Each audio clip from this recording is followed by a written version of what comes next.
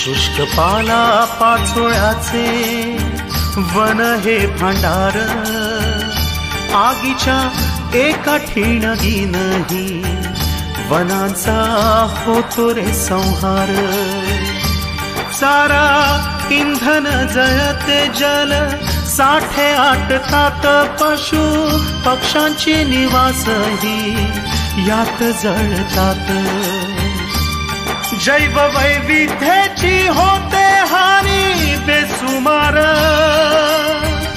विडीच्या जळत्या थोटकान होई वनांचा संहार।